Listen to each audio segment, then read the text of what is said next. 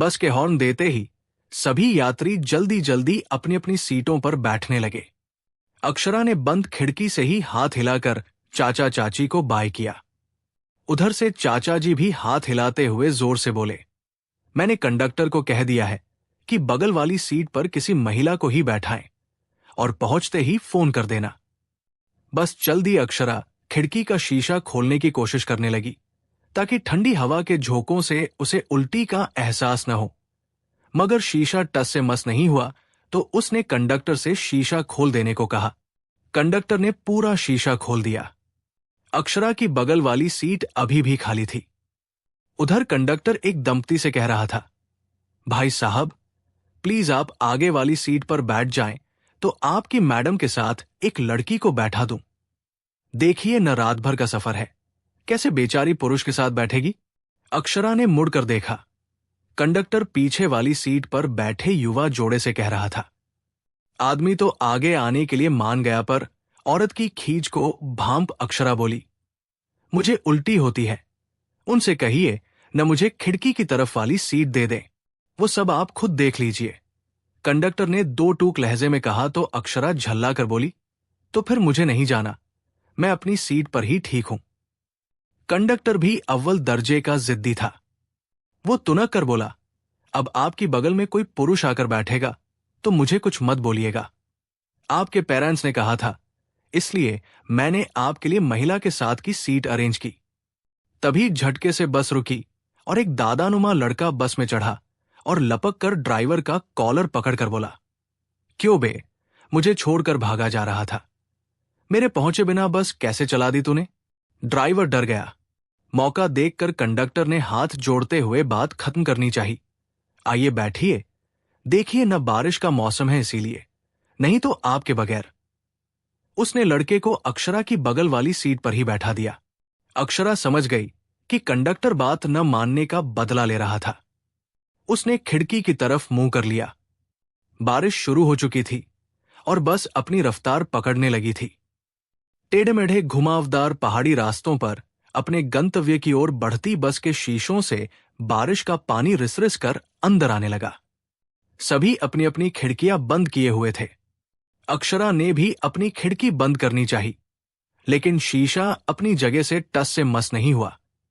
उसने इधर उधर देखा। कंडक्टर आगे जाकर बैठ गया था।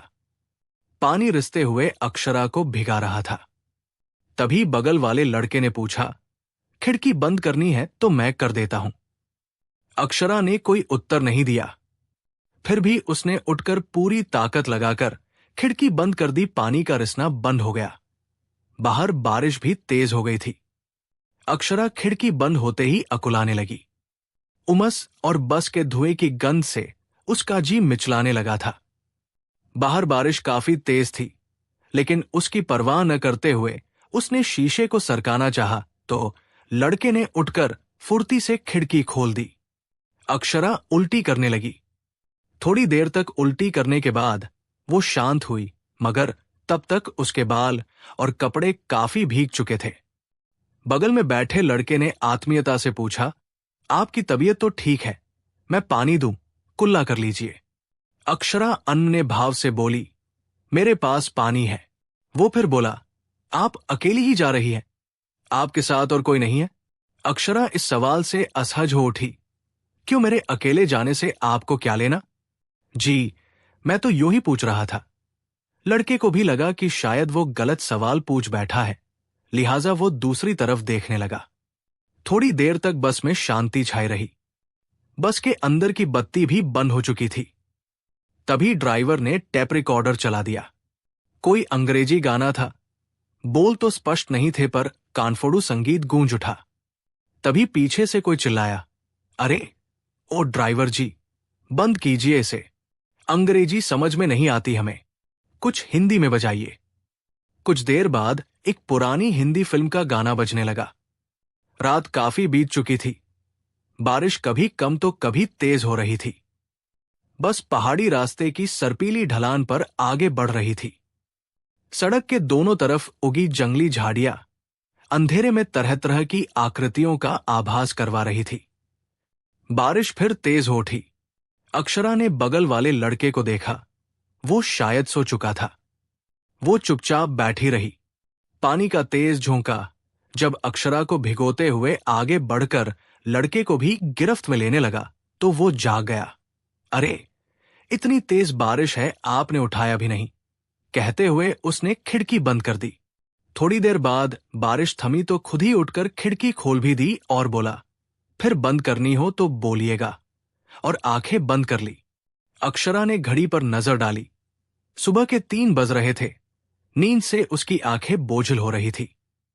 उसने खिड़की पर सिर टेक कर सोना चाहा। तभी उसे लगा कि लड़के का पैर उसके सामने की जगह पर फैला हुआ है। उसने डांटने के लिए जैसे ही लड़के की तरफ सिर घुमाया तो देखा कि उसने अपना सिर दूसरी तरफ झुका रखा था और नींद की वजह से तिरछा हो गया था, और उसका पैर अपनी सीट के बजाय अक्षरा की सीट के सामने फैल गया था। अक्षरा उसकी शराफत पर पहली बार मुस्कुराई। सुबह के 6 बजे बस गंतव्य पर पहुंची। वो लड़का उठा और धड़धड़ाते हुए कंडक्टर के पास पहुंचा। उस लड़की का सामान उतार दे और जिधर जाना हो उधर के ऑटो पर बैठा देना। एक बात और सुन ले, जानबूझकर तूने मुझे वहां बैठाया था। आगे से किसी भी लड़की के साथ मेरे जैसों को बैठाया तो मुझसे बुरा कोई नहीं होगा। फिर वो उतरकर तेज कदमों से चला गया। अक्षरा के मस्तिष्क में कई सवाल एक साथ कौंध गए।